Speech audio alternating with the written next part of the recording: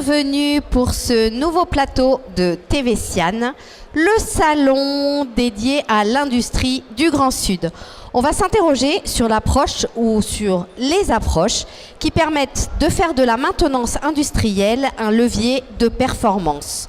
Avec nous pour en parler, Bruno Pierrine, dirigeant fondateur de la société Puzzle, et Guillaume Roubichou, responsable développement industrie sud de l'entreprise SPI, industrie et tertiaire. Bonjour. Messieurs, je vous propose de croiser vos regards sur les enjeux et les facteurs clés de succès pour réussir sa transformation vers une maintenance préventive et prédictive plutôt que curative, si j'ai bien compris. Bruno Pierrine, vous êtes un spécialiste de l'industrie et de la maintenance. Pourquoi faut-il aller chercher des leviers de performance dans le domaine de la maintenance et comment ? Bonjour. L'expérience qu'on a pu mettre en œuvre par le passé, à la fois en interne et ce que l'on propose aujourd'hui chez des clients, c'est qu'effectivement la maintenance reste la clé de performance de l'outil, qui peut être un outil de production ou un outil de service. Donc c'est forcément répondre au client correctement, donc c'est la finalité, toujours tourner vers le client, ou l'outil interne est toujours adapté aux besoins, donc il doit être flexible, il doit être opérationnel. C'est les premières données de sortie d'assurer ça, et la GMAO est un moyen d'assurer cette lisibilité, cette visibilité. GMAO pour gestion de la maintenance assistée par ordinateur. Guillaume Roubichou, un élément à compléter sur cette présentation ? Oui, alors du coup, on se rend compte, comme on intervient sur les sites industriels en maintenance industrielle, on se rend compte que l'outil de production est mis sous pression. On demande à ce qu'il soit de plus en plus disponible. Donc associé à ça, on se rend compte qu'on a aussi un parc machine qui est de plus en plus, qui est assez ancien, qui a plus de 19 ans d'ancienneté. Donc voilà, avec des arbitrages en permanence entre soit rétrofiter, mettre à niveau, soit faire de nouveaux investissements, on se rend compte que les industriels doivent répondre à un triptyque coût, qualité, délai. Et du coup, voilà, et on se rend compte que la maintenance a un impact sur ces trois leviers. Donc, et associé à ça, enfin, on a au niveau des services de maintenance un déficit d'image, donc des difficultés de recrutement. Voilà, tout ça mis bout à bout fait qu'on se rend compte que la maintenance est un vrai levier et il y a de vrais gisements d'économie et de performance finalement aussi pour une entreprise industrielle. Quels sont les axes à activer en particulier ? Les axes à activer, ils sont multiples. On l'évoquera ensemble avec Guillaume, mais le premier, c'est de trouver les bons équilibres. On parle de maintenance, il y a deux types de maintenance, vous l'avez évoqué en préambule. Il y a une maintenance que l'on prévoit, donc c'est ce qu'on appelle grossièrement l'entretien, et une maintenance que l'on subit, c'est le curatif. L'idée, c'est de trouver le bon équilibre. Aujourd'hui, l'équilibre, globalement dans l'industrie, tout corps d'état, il est autour de 65-35, 65% sur la partie entretien, donc piloté, et 35% sur la partie curative. C'est les données récoltées à travers les différentes enquêtes et retours d'expérience que l'on a de nos clients, et c'est là-dessus que l'on travaille dans l'accompagnement sur ces sujets-là. Pour arriver à ces objectifs-là, effectivement, il y a un domaine qui est le domaine organisationnel, puisque ça passe effectivement par les salariés de la structure. On l'évoquait dans la présentation précédente, mais les salariés de la structure doivent être directement associés et impliqués dans ce projet pour pouvoir le traduire sur des méthodes, on va dire, et de l'action immédiate. Et c'est eux qui vont porter ce projet-là à travers toutes les facettes qu'il comporte, la mise en œuvre, l'intégration des données et l'analyse des données in fine pour rendre du coup cet outil décisionnel efficace.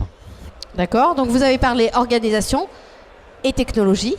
Du coup, sur le volet technologique, oui, alors on se rend compte qu'il y a de très belles opportunités grâce au développement des nouvelles technologies. Donc la partie organisationnelle, technologique, on se rend compte que les solutions digitales mobiles au pied machine apportent un service terrain aux opérateurs de maintenance qui leur permettent de mieux délivrer leurs services, d'avoir des informations pertinentes au bon moment pour faire leurs interventions. Donc du coup, ils vont pouvoir être plus efficaces dans leur maintenance. Ensuite, on se rend compte, on voit aussi le développement de l'Internet des objets. qui apporte de nouveaux services pour les opérations de maintenance et notamment pour développer la maintenance conditionnelle, connectée, voire prédictive. Alors, si je peux me permettre pour expliquer un peu ce qu'est le conditionnel connecté et le prédictif, je fais l'analogie. Voilà, je vais faire l'analogie, c'est intéressant d'imager avec les véhicules et notamment les pneumatiques. Tout ce qui est maintenance corrective, c'est je roule et mon pneu éclate parce que je ne l'ai pas suivi et je n'ai pas contrôlé son usure. La maintenance préventive, c'est que je vais surveiller régulièrement le témoin d'usure jusqu'au moment où il va falloir que je change le pneu. Le conditionnel connecté, c'est que je vais commencer à mettre un capteur sur mon pneu pour visualiser l'évolution du témoin d'usure et automatiquement, je vais avoir un message qui va me dire « Attention, il va falloir que tu changes ton pneu ». Et enfin, le prédivisionnel ou le prédictif va intervenir donc dans l'analyse de l'environnement et du comportement du chauffeur en disant « Attention, si tu continues à rouler de telle façon en fonction de l'environnement, de l'état du revêtement, etc., il va falloir que tu prévois un remplacement dans tant de kilomètres. » Voilà. Donc là, c'est un vrai gisement et ça permet de mieux gérer et planifier la maintenance. Enfin, justement, en termes d'étapes, comment est-ce qu'on définit ces étapes, le timing auquel elles doivent être respectées? Est-ce qu'il y a un phasage particulier à trouver pour faire de la maintenance un levier de performance?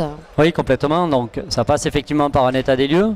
Ça passe déjà par une volonté, on l'a rappelé tout à l'heure, mais c'est d'autant vrai sur ce schéma de la GMAO qui était encore une fois un moyen d'amélioration de la performance au sein d'une industrie, sur son parc machine, sur son parc équipement. Donc, c'est une volonté qui est animée par le dirigeant, mais qui est également voulue par l'ensemble des collaborateurs. Donc, il faut l'expliquer avec un objectif commun, c'est ce qu'on expliquait en quelques mots, d'où le partage.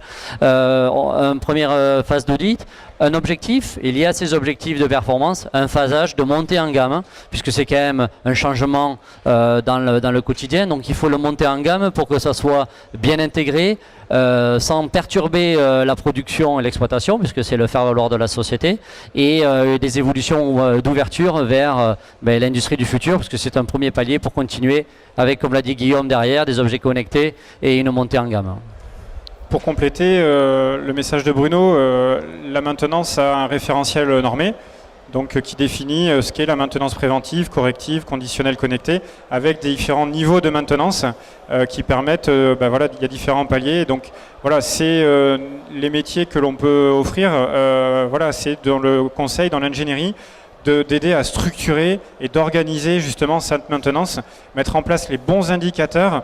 On se rend compte, on n'a pas encore parlé, mais sur le sujet par exemple de la GMAO, on a encore un industriel sur 2 en France qui n'est pas équipé d'un outil de suivi et de gestion de sa maintenance. Donc comment arriver à piloter la maintenance si on n'a pas un outil, si on n'a pas un tableau de bord finalement. Donc, et c'est là où la société Puzzle voilà, intervient pour accompagner en amont les industriels pour s'organiser, structurer.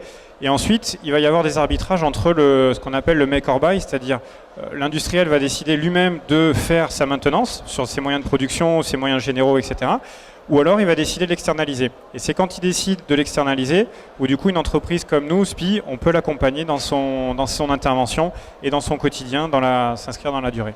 Alors peut-être que si une entreprise sur 2 ne s'est pas encore dotée d'un outil de planification, c'est peut-être qu'elle n'a pas bien encore évalué les gains de productivité que ça pouvait lui apporter que de mettre en œuvre ce type d'outils. À combien on les évalue, ces gains de productivité ? Alors il y a plusieurs gains, comme vous dites, la productivité en est un. D'ores et déjà aujourd'hui, les retours que l'on a concrets, c'est que la mise en place d'une GMAO vous permet de gagner dans un premier temps à peu près 5% de vos coûts de maintenance et d'entretien. Vous pouvez monter jusqu'à 12 voire 15% sur certains schémas, notamment dans les équilibres qu'on a vus interne-externe. En termes de productivité, on évalue entre plus 10 et plus 15 points d'évolution de disponibilité de l'outil, outil de production ou des équipements de service, dans ce phasage que l'on met en œuvre. Avec effectivement aussi toute une politique associée en parallèle de la GMAO qui est la gestion des actifs et des équilibres entre le make or buy, ce qu'on disait, donc l'investissement ou l'entretien. Parfait, Guillaume. Pour compléter, il y a aussi un gisement intéressant sur la gestion de stock. Voilà, le stock de pièces détachées qui est une immobilisation qui n'est pas utilisée. Donc voilà, c'est là où aussi l'intervention en amont, donc en ingénierie de maintenance, permet d'optimiser ce stock en fonction de l'analyse de criticité que l'on va avoir au niveau des machines.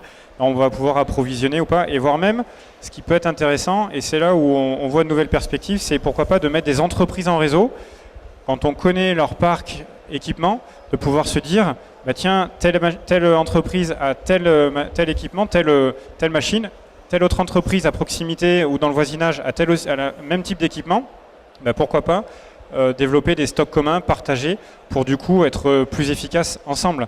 Donc là, voilà, on peut aussi imaginer développer des synergies, et c'est ensemble qu'on grandira et qu'on pourra sortir par le haut. Donc, en tout cas, on aura bien compris qu'il y a des gisements et des gains qu'on peut largement gravir en se dotant d'outils et en réfléchissant à sa planification de la maintenance.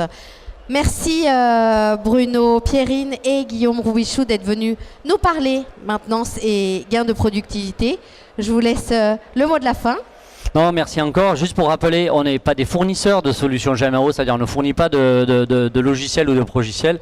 On est vraiment en amont et en aval. Et c'est encore une fois pour convaincre, c'est une première étape vers l'industrie du futur. C'est une solution qui est finalement assez simple, qui n'est pas révolutionnaire, qui permet de sortir la tête de l'eau à un certain moment et d'aller chercher des optimisations et de la performance derrière.